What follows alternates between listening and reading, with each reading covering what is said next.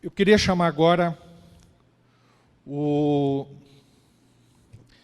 Dr. Edson Luiz Peters, bacharel em Direito pela Universidade Federal do Paraná, mestre pela Universidade Federal do Paraná e doutor em Direito Ambiental pela Universidade Federal do Paraná. Atualmente é professor do programa e mestrado profissionalizante em Gestão Urbana e Industrial, promovido pela Universidade e Senai e Universidade de Stuttgart da Alemanha. Sócio fundador da Associação Brasileira do Ministério Público para o Meio Ambiente, membro do Conselho Curador da Fundação João Bigarella para Estudos e Conservação da Natureza, procurador de Justiça do Ministério Público, professor e pesquisador em programa de pós-graduação da Universidade Federal do Paraná. Tem experiência na área de ciência política, com ênfase em direito ambiental, atuando principalmente nos seguintes temas: direito ambiental, meio ambiente, direito ambiental, direito florestal e ação civil pública. É docente da Fundação Logosófica em prol da superação humana, membro da IUCN, Grupo de Direito e Legislação Ambiental. Então, conosco o Dr. Edson Luiz Peters.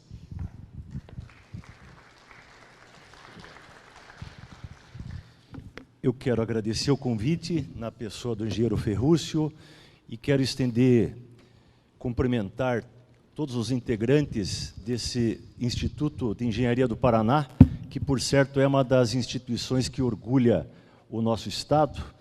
Quero cumprimentar os representantes dos vários setores aqui presentes, e inclusive do setor florestal, meu companheiro de conselho da Fundação Bigarella, Roberto Gava, Carlos Mendes, da APRE, que estou visualizando, demais, enfim, representantes, e o secretário de Estado, Antônio Carlos Bonetti, com quem eu acabava de dizer, tenho tido a satisfação de trabalhar, de nos encontrar em alguns eventos e de perceber que temos algumas afinidades, dentre elas esse pensamento de que o progresso na gestão ambiental depende de um novo entendimento, depende de novas pontes, depende do uso das tecnologias e depende também do comprometimento dos gestores públicos e lideranças municipais.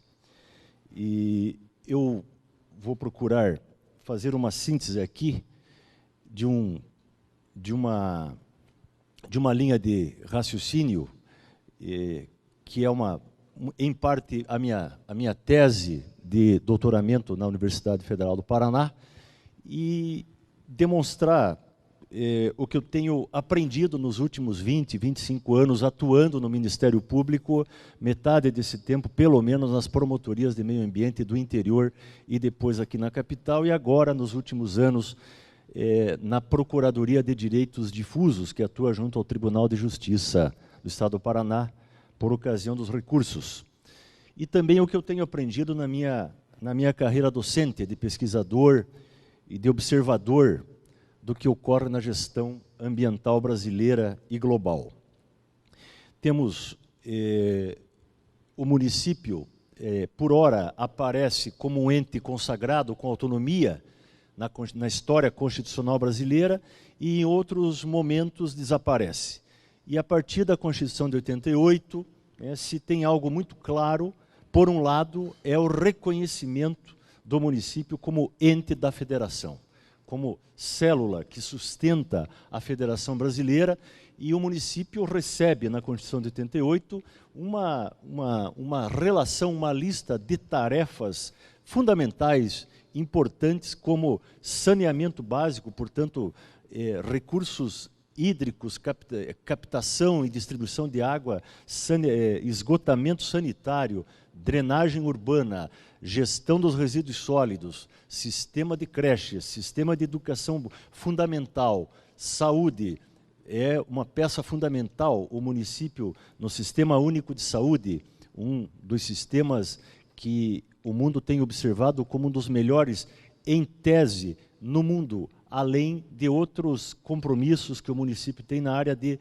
gestão viária, ordenamento territorial, uso e ocupação do solo, portanto, plano diretor, zoneamento e o controle do tráfego, trânsito, organização do fluxo de trânsito. Enfim, o município brasileiro vem carregado de atribuições a partir da Constituição de 88. E, por outro lado, no sistema tributário, no bolo tributário nacional, tem uma fatia pequena, uma fatia que não é suficiente, na maior parte das vezes, para dar conta dessas tarefas. Então, essa é a crise permanente que os municípios vivem, com raras exceções no Brasil.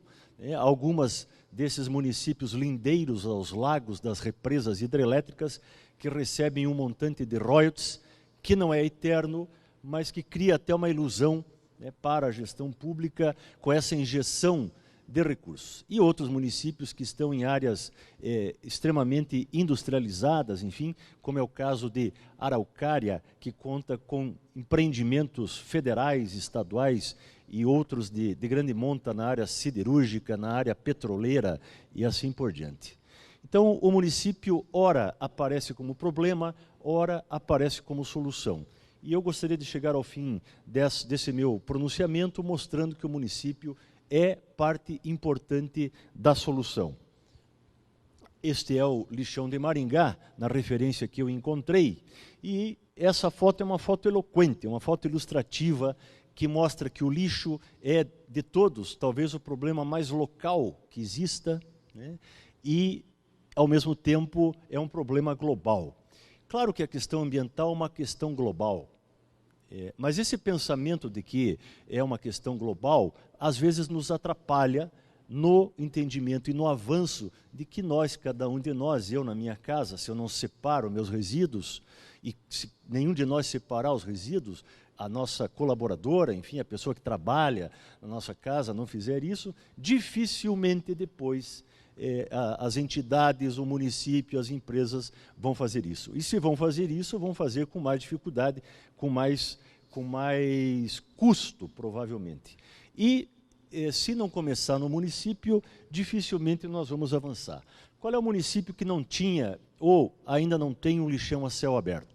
E o lixão que foi abandonado, interditado e veio aterro sanitário, já em muitos casos, não em todos, está lá, aguardando soluções técnicas, aguardando soluções de mercado e soluções tecnológicas para poder ser equacionado. Ou vamos deixar isso tomando conta do ambiente para sempre, ou por todo o tempo? Quer dizer, onde é que estão as soluções para isso? Em parte no investimento, em parte em conhecimento, em parte em uso de tecnologia, em outra parte no mercado, que felizmente está surgindo e que pode colaborar muito para que isso vá deixando de acontecer. Onde que está o sistema aqui?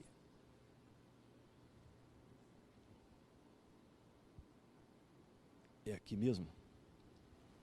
Nessa?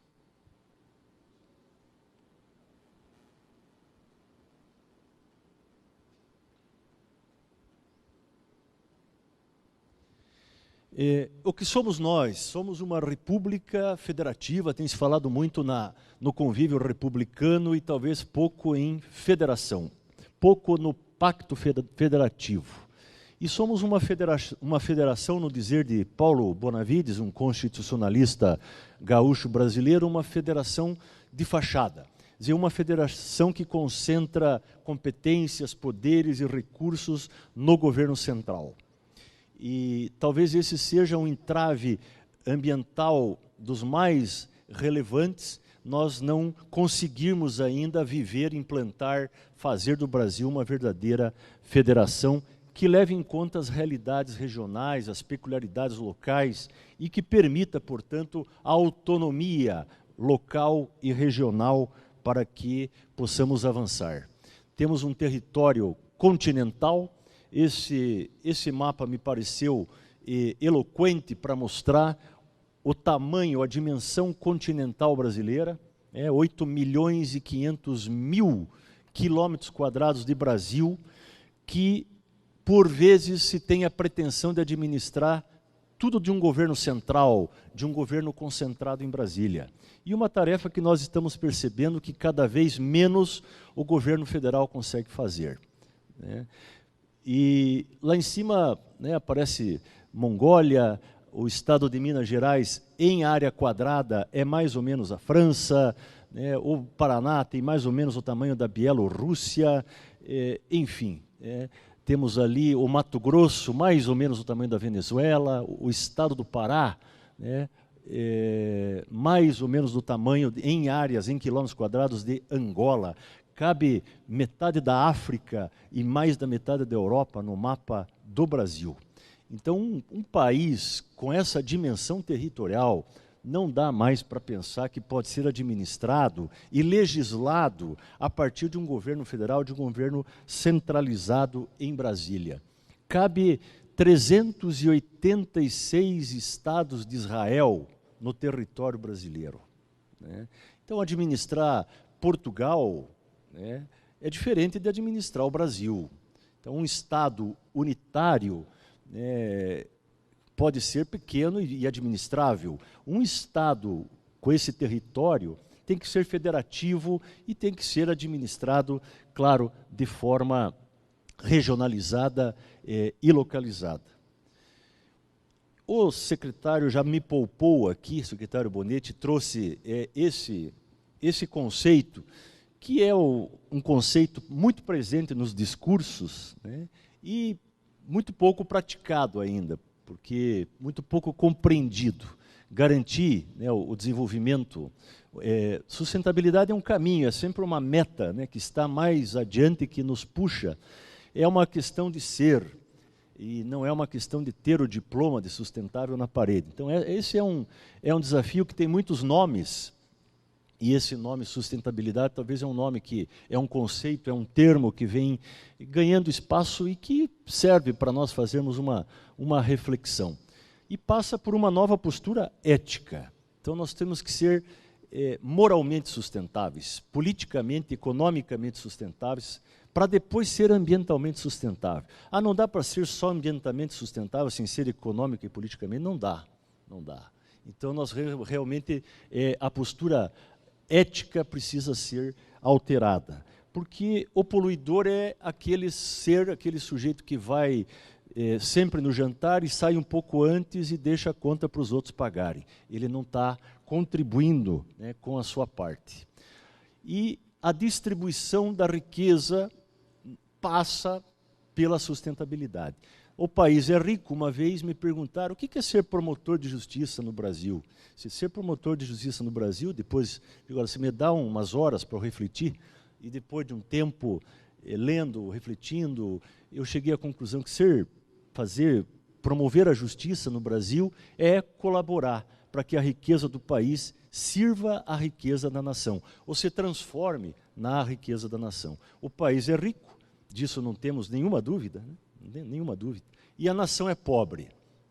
O posto de saúde não consegue atender, o sistema único não dá conta, a segurança pública não funciona aqui e acolá, o sistema de justiça é moroso, caro, inacessível, a insegurança jurídica toma conta, a nação ainda é pobre na educação, no ensino, mas o país é rico. O que está impedindo que a riqueza do país se converta na riqueza da nação? Uma parte é a gestão ambiental eficiente, que vai fazer com que haja justiça socioambiental. E essas crises são as crises que ameaçam o desenvolvimento sustentável. É a crise ética, a grande ameaça para a gestão pública e também para a gestão ambiental.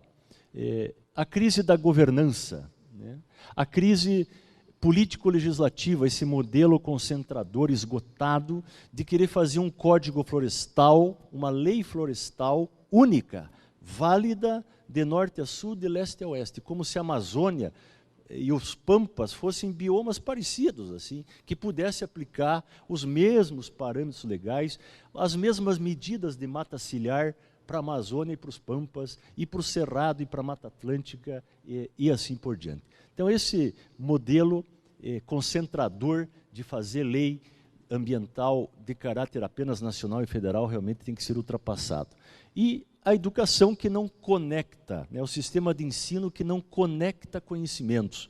E eu tenho ido lá na Comissão de Direito Ambiental da OAB, por vezes, quando sou convidado, aqui estou no meio de engenheiros, não dá para abrir uma sociedade entre um advogado e um engenheiro. O CREA não aceita e a OAB também não aceita. Então, nós não conseguimos evoluir nesse aspecto, né? Claro, temos uma clínica médica, uma clínica jurídica, uma clínica de engenharia, mas é difícil, tudo dificulta que os profissionais trabalhem juntos. E há até uma lei que impede contador e advogado de trabalhar junto, porque um poderia estar passando o cliente e favorecendo enfim, a captação de clientes por outro. Então, nós temos umas barreiras culturais e burocráticas para juntar os saberes no Brasil. Esse é o artigo 1º, né? Normalmente, só se lê a Constituição a partir do artigo 5º.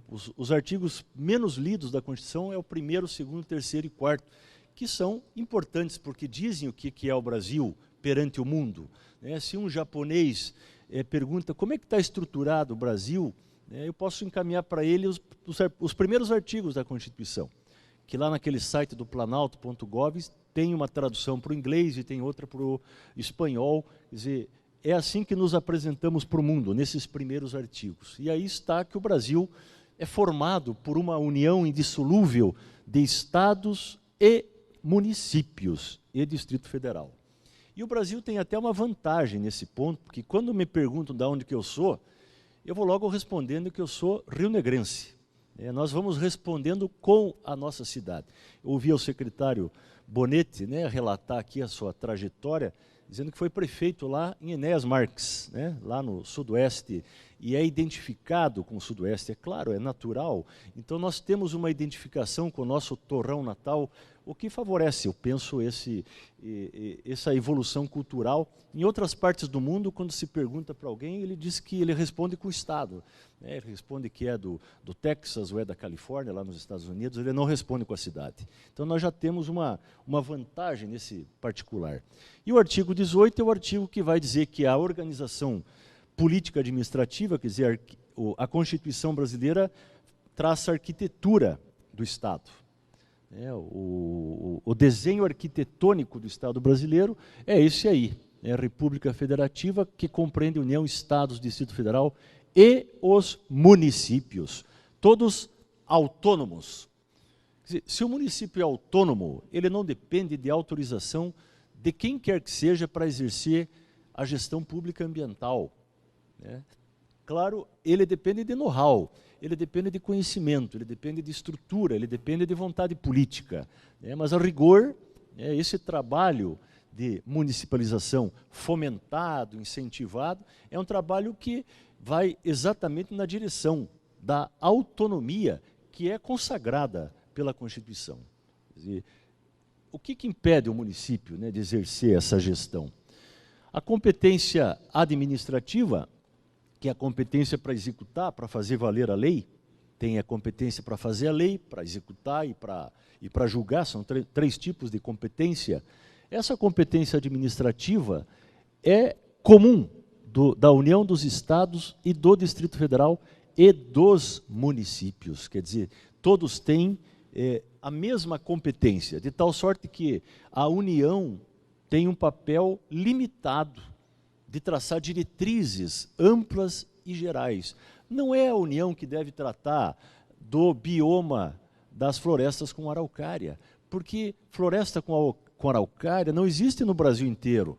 Não é uma realidade, não é uma característica nacional, é uma característica regional. Portanto, cabe a nós que vivemos aqui, onde está esse bioma, tratar, disciplinar e assim por diante. Quem melhor conhece os problemas ambientais de Palotina do que quem vive, de quem mora, de quem faz a gestão pública e privada em Palotina ou em qualquer outro município, E aqui eu vou poupá-los da leitura, mas está muito claro na Constituição brasileira que o município tem essa competência para proteger, combater a poluição, preservar florestas, fauna e flora.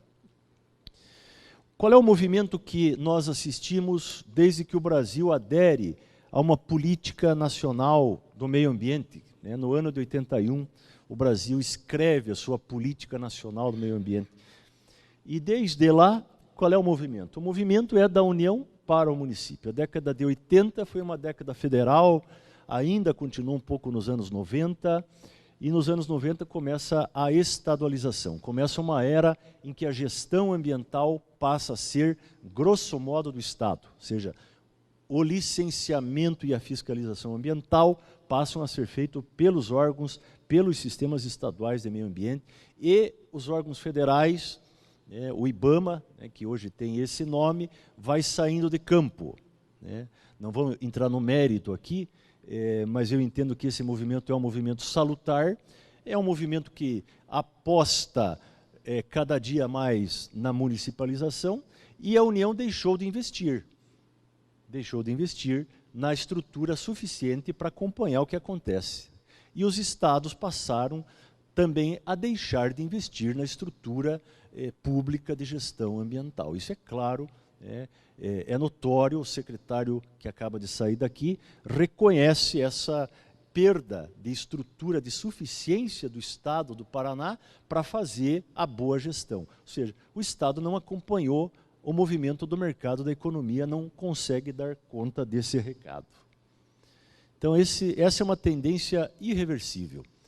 Aí está o IBAMA, um fiscal parece meio desolado diante de uma movimentação de material imensa, dando assim uma ideia de que eu tenho bons amigos no IBAMA, não é nenhuma crítica pessoal nem institucional, mas o IBAMA deve se concentrar na Amazônia, em algumas questões, em algumas áreas de clara importância territorial, onde a soberania nacional esteja mais ameaçada, inclusive, porque a questão ambiental é uma questão de soberania. Quer dizer, o nosso patrimônio maior hoje, que é a biodiversidade, também deve chamar as Forças Armadas brasileiras para a sua defesa.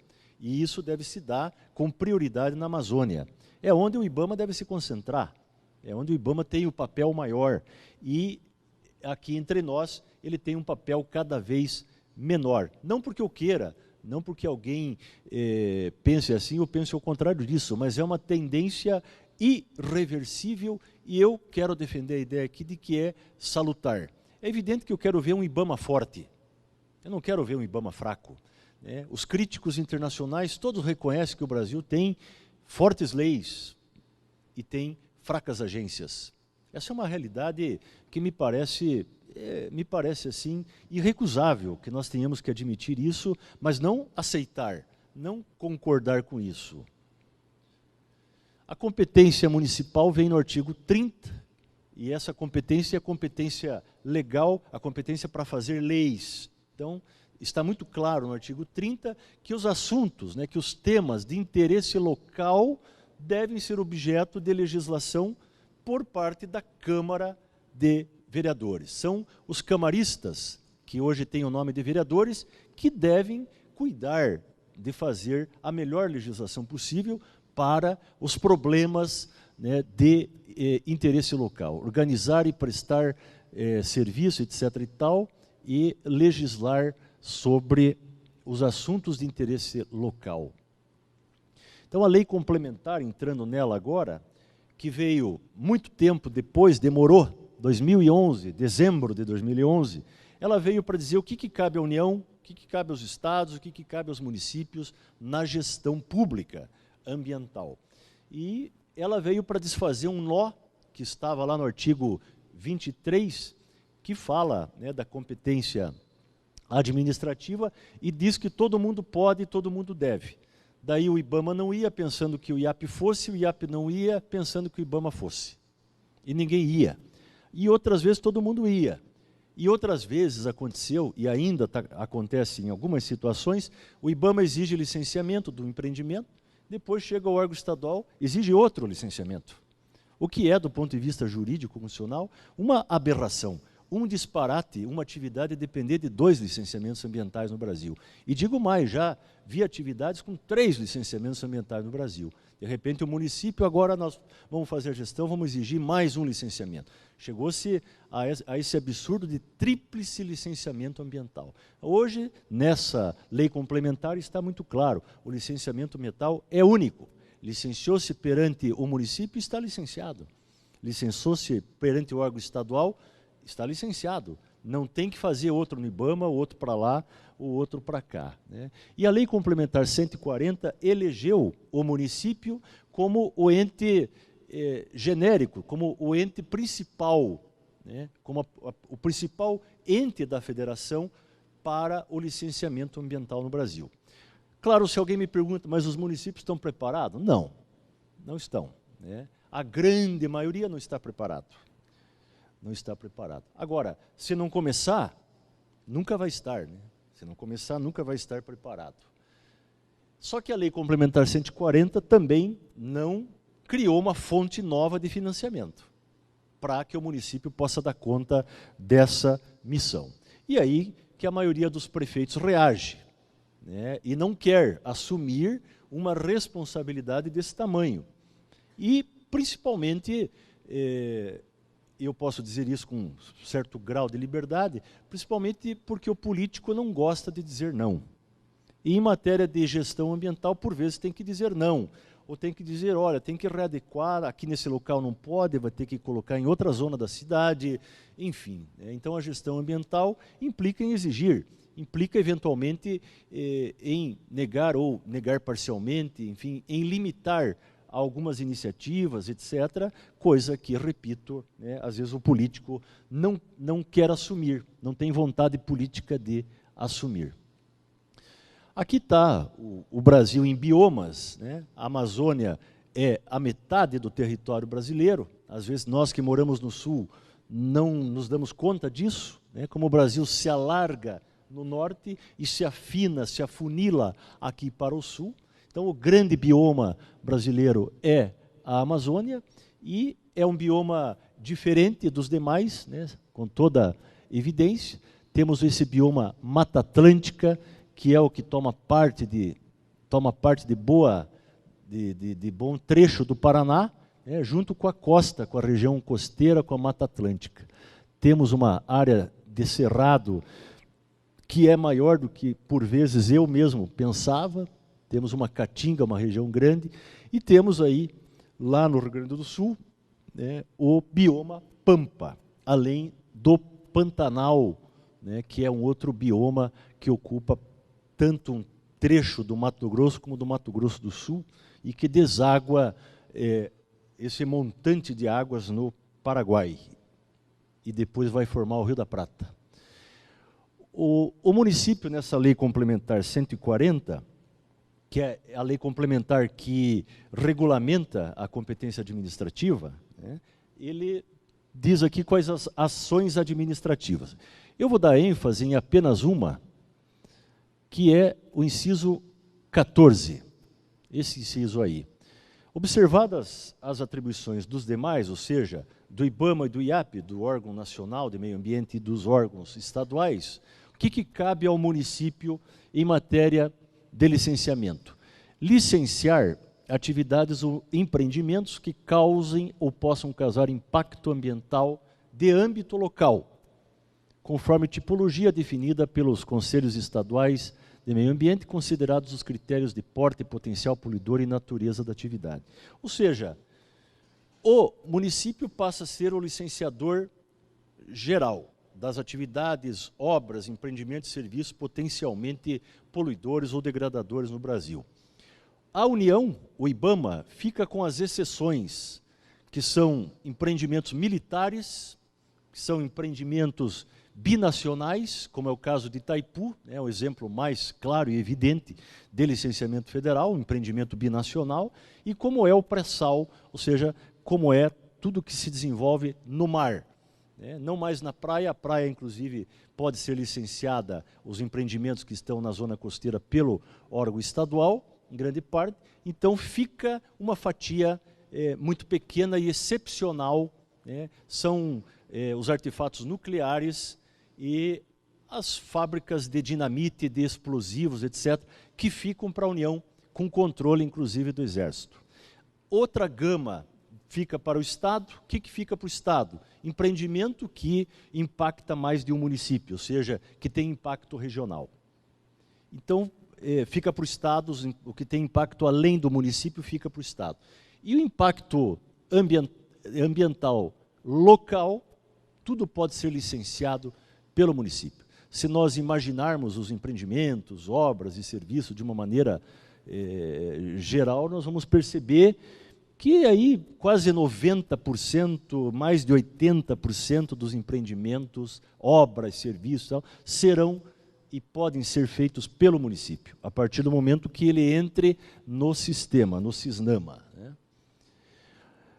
E o município aparece no Cisnama a partir da leitura da Lei Complementar 140, como órgão local ou entidade municipal responsável pelo controle e fiscalização dessas atividades. A Lei Complementar 140 tem uma virtude que ela diz assim: quem licencia, fiscaliza. Quem pariu, Mateus que embale. Então, licenciou, o IAP licenciou, é ele que fiscaliza, ele assume. A Secretaria Municipal, o órgão municipal licenciou, é ele o fiscalizador.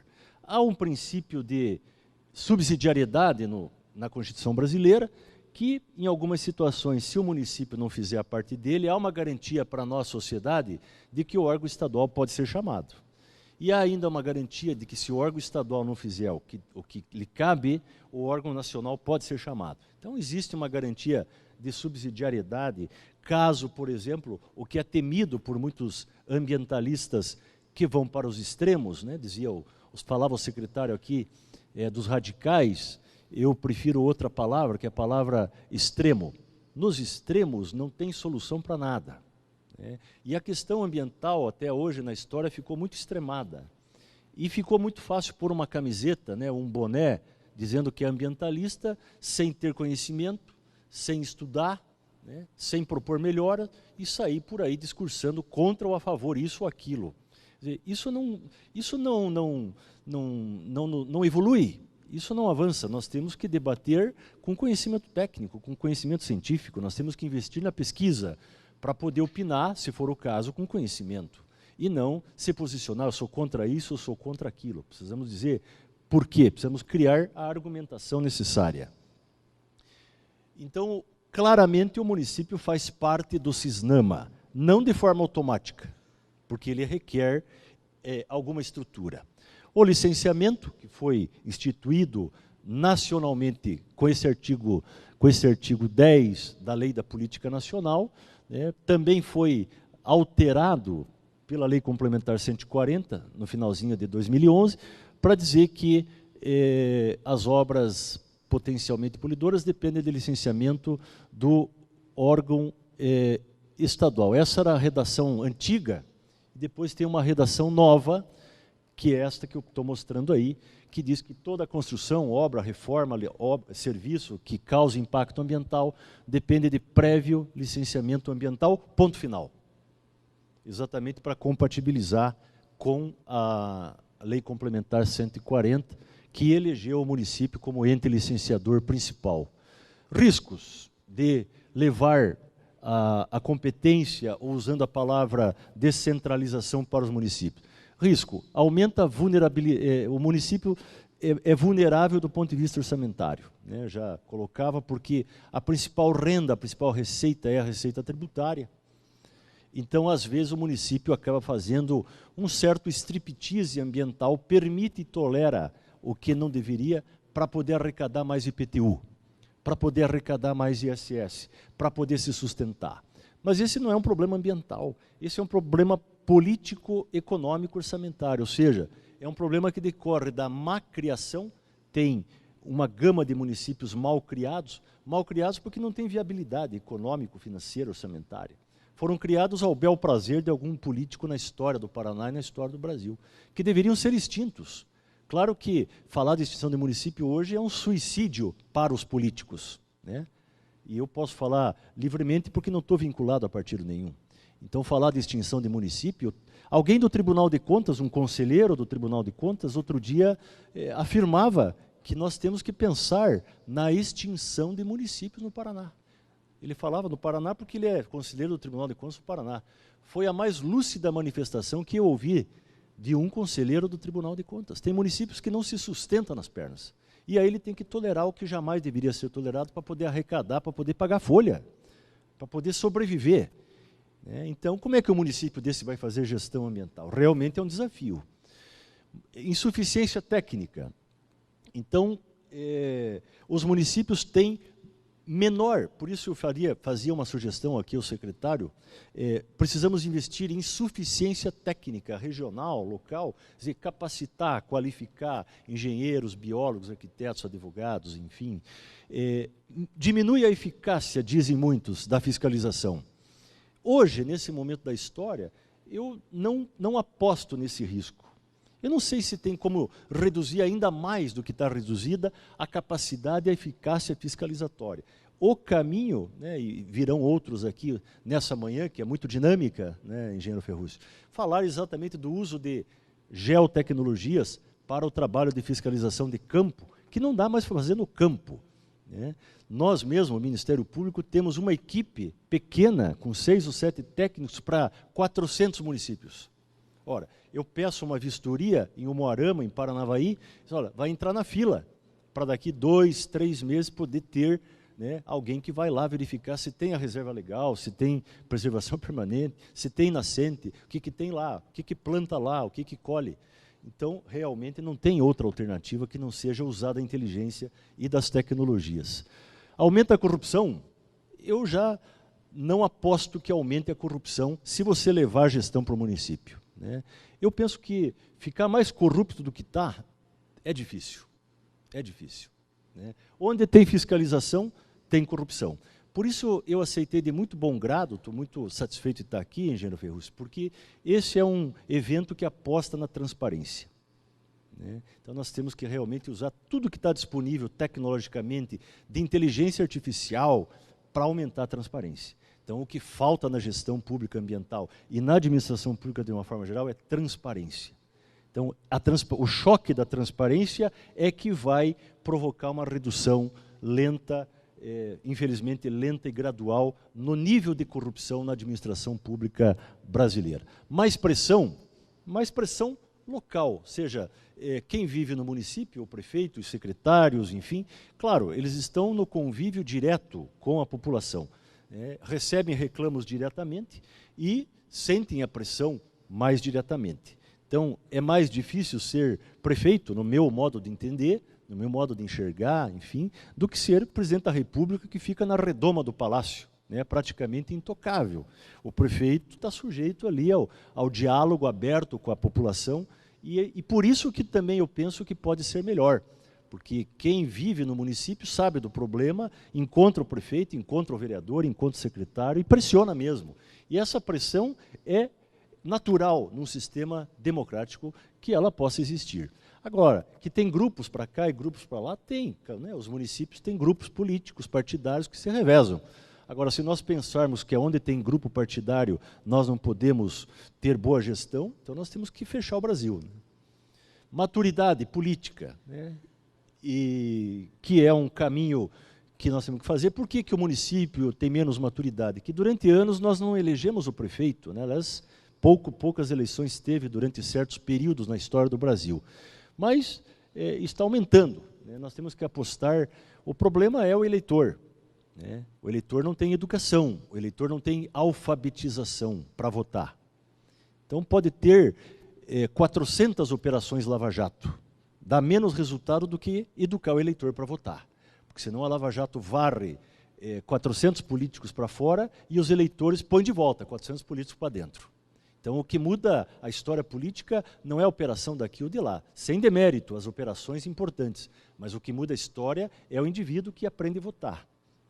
E a guerra ambiental, que tem 2 lados, tem um lado bom e tem um lado ruim, ou seja, há municípios que vão apertar mais e vão exigir mais, porque já não lhes interessa tantas indústrias, isso existe, e há municípios que vão tolerar de uma forma até, por vezes, coerente, ou seja, vai ter, como já existe, né, a Ford, sem querer fazer propaganda para ninguém, preferiu a Bahia ao Rio Grande do Sul, por questões de exigências ambientais, entre outros fatores. Se instalou em Camaçari e não se instalou lá perto de Porto Alegre, não me recordo a cidade que era o projeto de se instalar.